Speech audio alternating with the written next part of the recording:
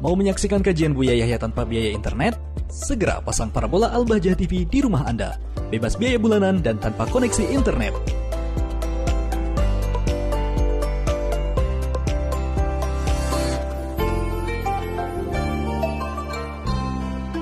Assalamualaikum Buya. Assalamualaikum warahmatullahi wabarakatuh.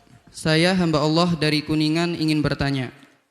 Ada seorang ustadz di YouTube mengatakan bahwa bank konvensional tidak riba dengan alasan ijtihad bisa berubah, fatwa bisa berubah karena beda zaman, beda masa, beda dalil yang diperoleh, beda pandangan yang didapat.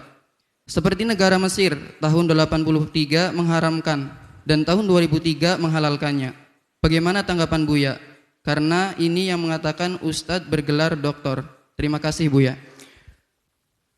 Terlepas dari siapa yang ngomong gelarnya apa, kita ini, kalau kata guru mulia, keluarkan dirimu dari kepentingan hawa nafsu pribadimu. Agar kita bisa menyampaikan itu adalah bisa melihat sesuatu kenyataan itu dengan benar-benar. Bukan nuruti hawa nafsu. Fatwa kalau nuruti hawa nafsu berbahaya. Siapapun yang mengeluarkannya. Akan tapi kami ajak kepada yang mengatakan tidak haram dan seterusnya. Berhujjah tentang fatwa-fatwa. Di setiap negara ada kok yang mengatakan punya fatwa. Setiap negara. Waktu kita di Yaman juga ada orang menfatwakan semacam itu. Di Cemai ada fatwa-fatwa itu. Cuman kita akan diberi oleh Allah batin nurani, kemudian pikiran untuk melihat kira-kira yang paling tepat mana. Kan begini, sederhana saja. Kalau di dalam dunia bank konvensional, kita selalu berdoa bahwa semoga yang berjuang di dalamnya Allah beri kesadaran lalu bank konvensional dirubah menjadi bank syariat. Itu kan harapan kami. Semoga yang berjuang di dalamnya berubah. Ada kesadaran lalu dirubah sesuai dengan syariat. Akan tapi di dalam bank syariat, Anda jangan melihat kalau memang Anda punya pandangan, maka Anda jangan melihat hanya sisi utang piutangnya saja. Kita punya misi untuk membesarkan segala sesuatu yang pakai label Islam dan syiar Islam itu harus kita gedekan. Itu yang harus kita besarkan. Terlepas kalau ngurusi ikuti fatwa, Anda akan bingung dari fatwa-fatwa yang disebutkan tadi. Akan tapi kita kan bisa berpikir begini, mohon maaf, ini sedikit saja. Di dalam bank syariah, dia pakai label syariat karena memang apa? Di dalamnya diusahakan untuk menerapkan beberapa produk-produk yang sesuai dengan syariat. Jadi kita besarkan ini, kita dukung ini. Kalau ada kekurangannya kami selalu sampaikan, itu kan seperti bayi yang kita nanti kelahirannya lalu bayi itu lahir cacat misalnya. Ada kekurangan di dalam bank syariat itu. Ya kita sempurnakan, bukan kita bunuh, kita kucilkan, bukan dong, kita besarkan. Karena disinilah nanti akan kaum muslimin akan berkumpul untuk mengembangkan ekonominya. Nah, di dalam dunia syariat, bank syariat, lihat, produk-produknya semuanya akan diupayakan sesuai dengan syariat. Kalau Anda mau mengambil dana dari bank syariat, apakah sifatnya mudharabah? Apa sifatnya murabahah? Atau sifatnya nanti gharar dan seterusnya? Anda tidak mungkin diizinkan kalau Anda mengambil dana dari bank syariat kalau tujuan Anda untuk haram. Misalnya Anda ingin membuat pabrik minuman keras, Anda ingin membuat sesuatu yang diharamkan syariat, nggak mungkin diizinkan. Tapi kalau Anda pinjam kepada bank non syariat, yang penting ada jaminan beres. Dan usahanya legal, selesai. Loh, dari sisi ini saja kita sudah milih, kok bisa paham kok. Jadi cara memandangnya bukan saja urusan utang piutang saja, bukan. Ya utang piutang menjadikan transaksi itu menjadi riba. Utang yang ada tambahan menjadi riba itu ya. Tapi di sisi lain kita melihat produk-produknya juga yang ada di dalamnya.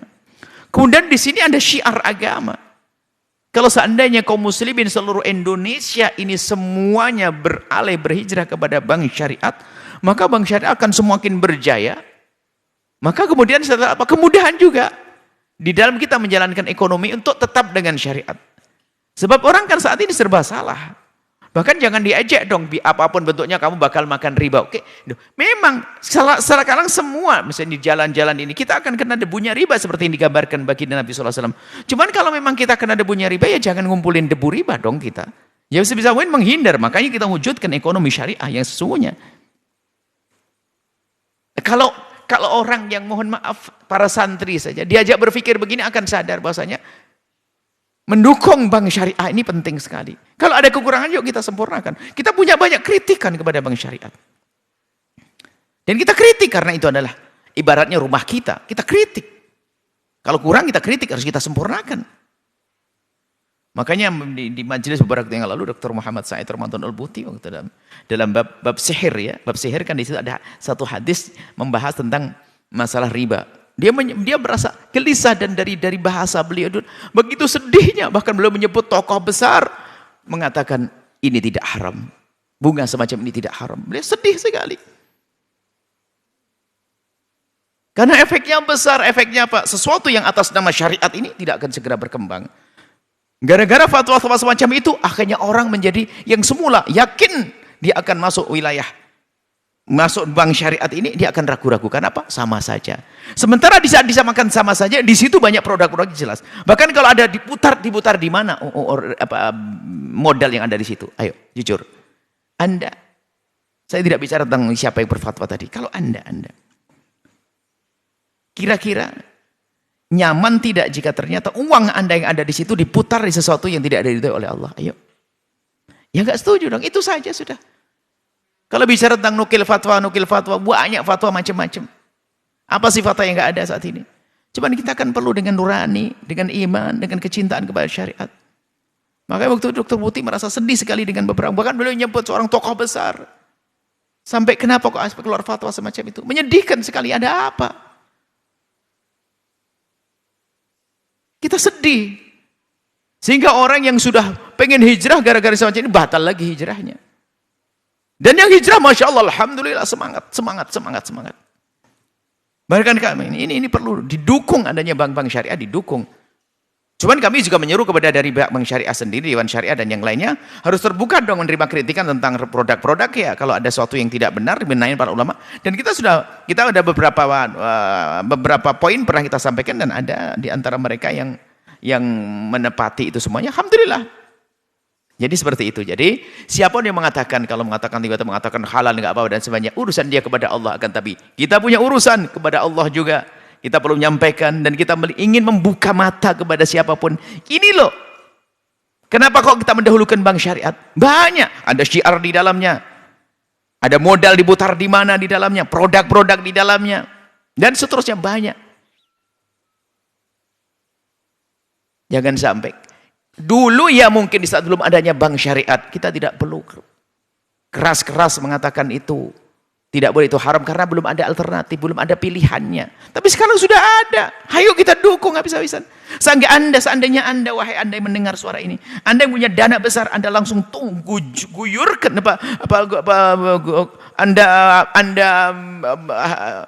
berikan dana Anda kepada bank syariat.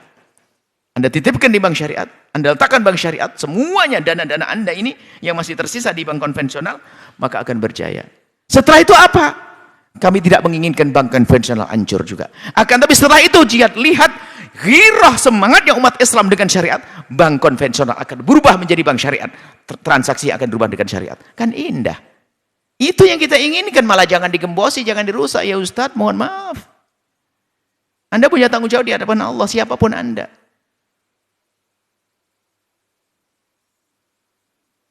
Semoga Allah mengampuni semuanya. Ustadz mana, mohon maaf saya tidak mengerti Ustadz mana, gelar-gelar mana nggak mengerti. Akan tapi mungkin sekali beliau di saat menyampaikan itu adalah dalam momen tertentu yang mungkin apakah kepotong beritanya atau bagainya. Sebab hal-hal semacam ini bagi orang yang betul-betul berpendidikan, punya wawasan, akan susah untuk mengatakan bahwasanya untuk tidak mengutamakan bank syariah itu sangat susah.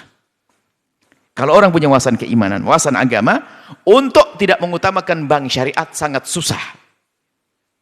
Biarpun seandainya masih menggunakan bank konvensional, atau dia ada punya pandangan, pasti akan mengutamakan bank syariah. Karena di dalamnya ada syariat. Itu saja. Semoga Allah mengampuni semuanya.